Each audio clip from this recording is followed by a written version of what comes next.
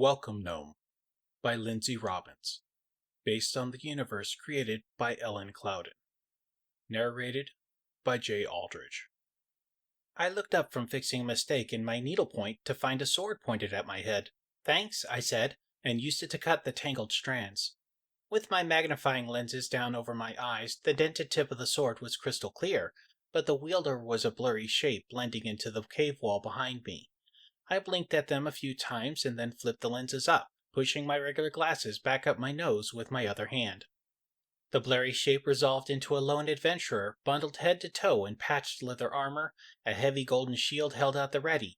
They even had their helmet on, so all I could see of their face was the glint of their eyes and a suggestion of a frown.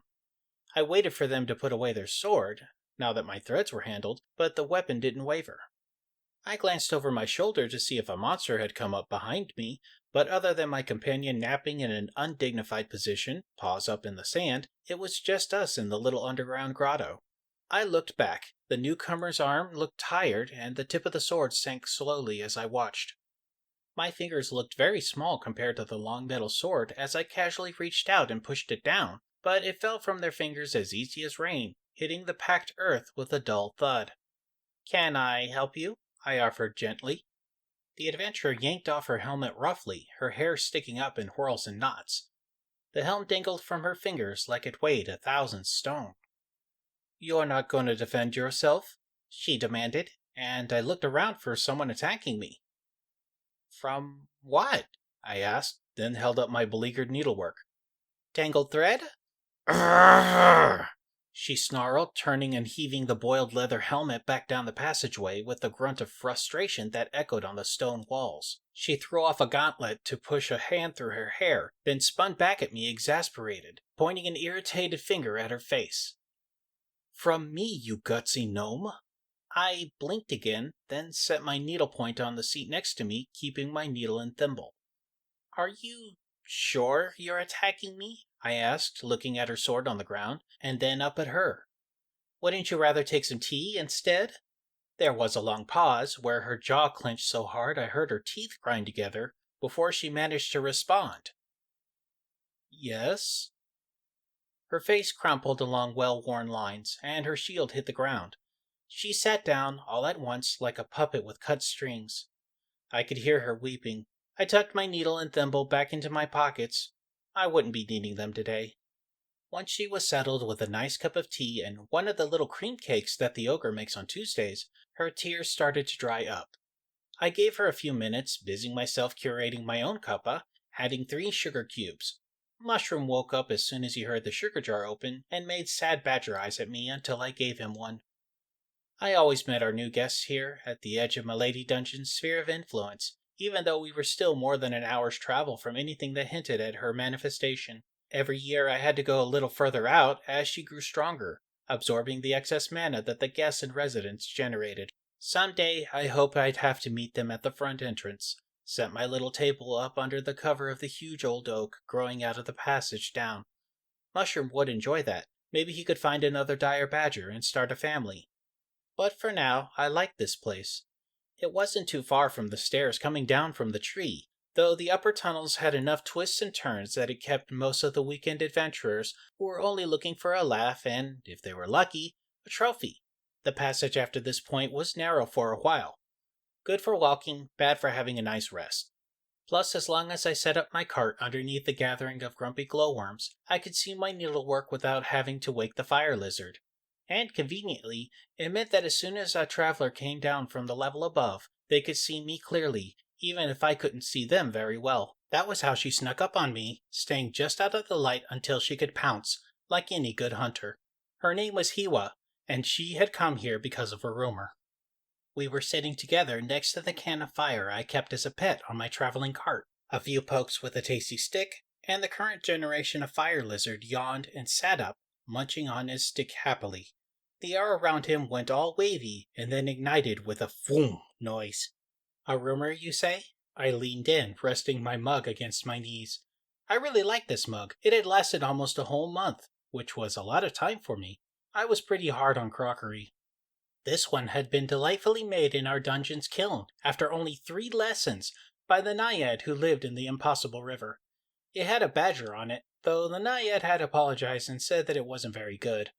With many head bobbles and paw stamps, Mushroom had assured her it was a very good likeness, until she had laughed and agreed that it was very good and he was a handsome boy. All that love was keeping this mug alive so far. I'd still managed to break it, but all things break in time. Hewa nodded. I kept hearing about a dungeon, one of those really powerful ones, one that has bunches of golds and riches untold, no lives bought or sold, welcome even when you grow old. Past 4-cone fields rose, follow the crows, each healing heart knows where mana flows like the wind through the boughs. I finished with her and clapped, almost losing my mug off my knee. I knew someone would find their way here with that song. Song? Hewa said, shaking her head. I heard it as a line in a play. I clapped again, delighted. Oh, someone has used it in a play? Milady Dungeon will be so pleased. Her eyes lit up, and she leaned forward. So it's a real place. The dungeon where nobody dies? Indeed she is, and you followed the clues perfectly to find us. I set my mug on the ground and climbed to my feet, brushing off my tunic and digging my little twig whistle out of my pocket. A strong blink and a hop, and the whistle started to play itself, flapping around on the leaves still growing from the twig. I hummed for a moment and then started to sing along. I've heard tell of a place that is wild and strange, past the black murky marsh and the tectonic range. Look under the roots of the stately old tree, down past the flume and across nothing see. A dungeon unbothered by looters or strife, a dungeon in love with a dragon with life. To pass through the gate you must muzzle your might, wrap weapons with care and bury your fright. Do harm to another and prick your own skin. A blade pointed out is the same pointed in. Come in for a nap or a night or a nip. She'll refill your spark and just take a sip. You can bake cake by the lake, make art from your heart. Adventurers, monsters, come make a new start. Follow our tune and come see us with your eyes. The one peaceful dungeon where nobody dies. We finished the last line together, and she smiled at me, her face losing some of the deep lines. So I made it? It took me a long time to find it, she said, helping me catch the whistle, who had decided it didn't want to go back in my pocket and was flapping around madly, trying to see if any of the glowworms on the wall wanted to play. The glowworms, notoriously grumpy, did not want to play. Well, almost, I said, tempting the whistle back to my pocket with a shiny pebble I had found on the shore. I wasn't sure what it actually did with its little treasures, but it wrapped up its new bauble and settled down happily in my pocket, peeping to itself. We've got a ways to go before we get to the gate, but I'm obligated to tell you that the turnabout spell is in effect from here on out. She's gotten stronger since the nice young bard wrote us that song. I started packing up the little tea set and patted the drowsy fire lizard to sleep with the little fireproof brush, and then closed up his little house and set it back on my cart.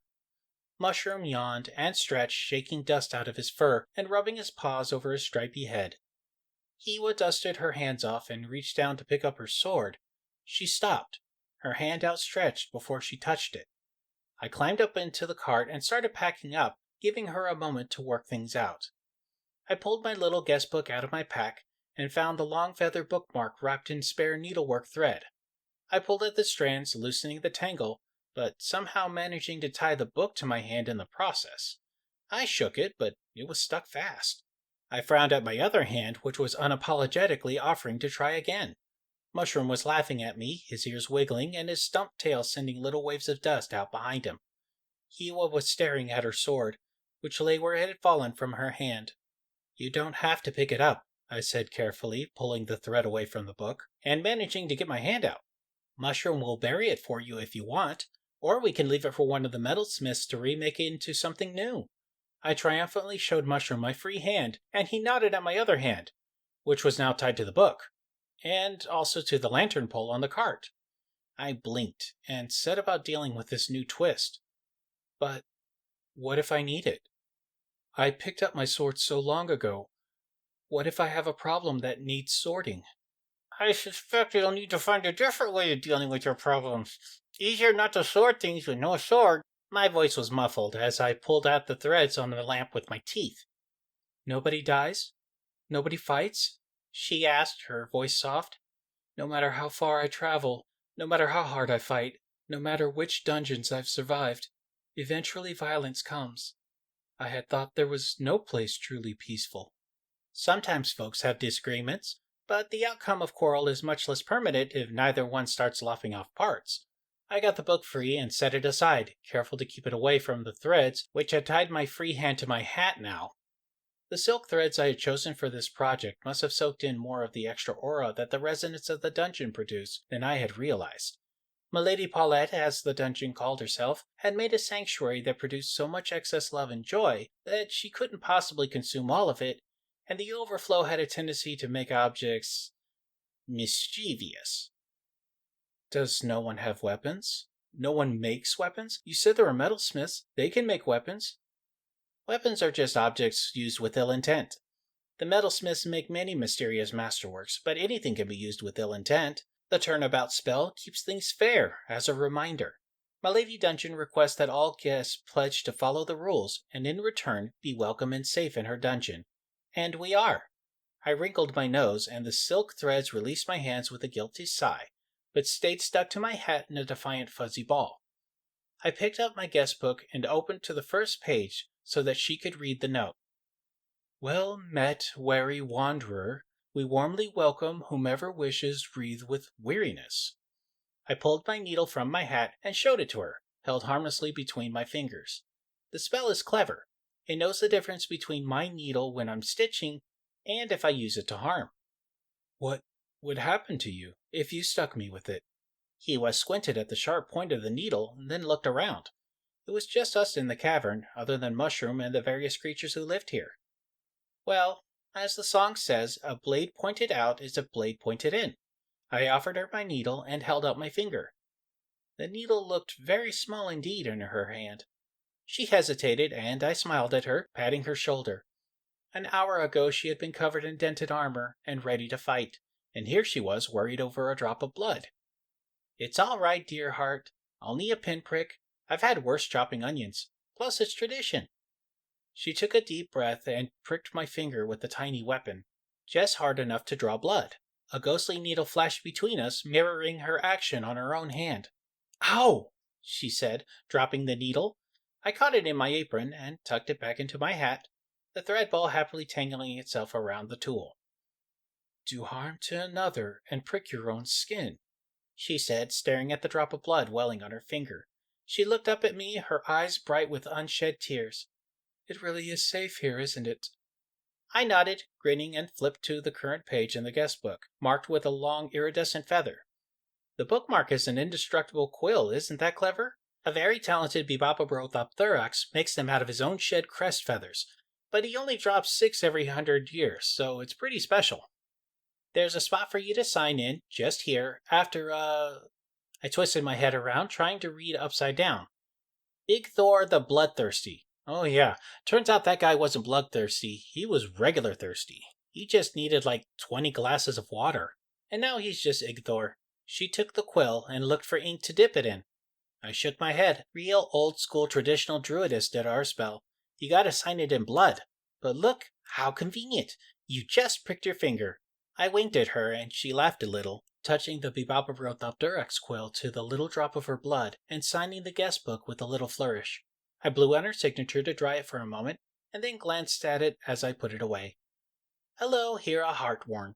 I'm happy to meet ya, I said, and shook her hands a few times. Her skin was rough with scars and calluses. Come on, Mushroom. Time to go.